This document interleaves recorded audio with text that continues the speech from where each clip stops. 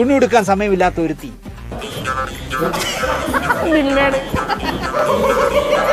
ഒരു യുവ നടിയെ തോൽപ്പിക്കാനായി അവളുടെ മുറിയിൽ മിഥിൽ രാജ് വന്നു. വെളുപ്പിന് 4 മണിക്ക് ഞാനത് കണ്ടു. ആരാ പറയുന്നേ? ഒരു ശീലാവതി വല്ലവനൊക്കെ കൂട്ടിക്കൊടുത്തിട്ട് വന്നിരിക്കുന്നു വക്കാലത്തിന്. പിന്നെ ഞാൻ അവക്ക് മദ്യം ഒഴിച്ചു കൊടുത്തിട്ടുണ്ട്. പട്ടി കഴിവരടാ മോളെ. അവളത് കുടിച്ചിട്ടുണ്ട് എന്നൊക്കെ വാചകം അടിക്കുന്ന കണ്ടപ്പോ ഭർത്താവ് ഉദ്യോഗസ്ഥന് നന്നായി അറിയാവുന്ന തന്റെ വ്യഭിചാര കഥകൾ കൂടി ഓർക്കുകയും പറയുകയും ചെയ്യാമായിരുന്നു എന്ന് പറയാനാണ് ഞാൻ ഇത്രയും പറഞ്ഞത്.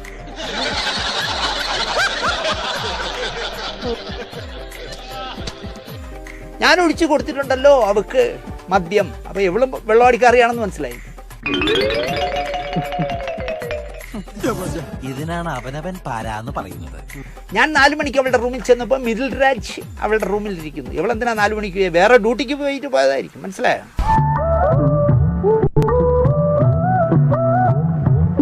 ഞാൻ കണ്ടോടാ ഞാൻ കണ്ടു.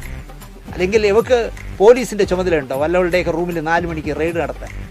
ഈ ഇരിപ്പിൽ അങ്ങോട്ട് സമാധിയായാൽ മതിയായിരുന്നു. എന്ത് പറയാൻ? എനിക്ക് ചിരിയാ വരുന്നത്. തനിക്കതിനുള്ള എന്ത് യോഗ്യതയുണ്ട് എന്നുകൂടി ഈ പറയുന്ന നപുംസകം ചിന്തിക്കണമായിരുന്നു. അതിനോടൊന്നും പറഞ്ഞിട്ട് കാര്യമില്ല. ആണല്ലോ, എങ്കിൽ പിന്നെ പറയണ്ട. ഓടി അഹങ്കാരി. തൂറി തോപ്പിക്കുക എന്ന് പറയും പോലെ നാറ്റി തോപ്പിക്കാനാണ്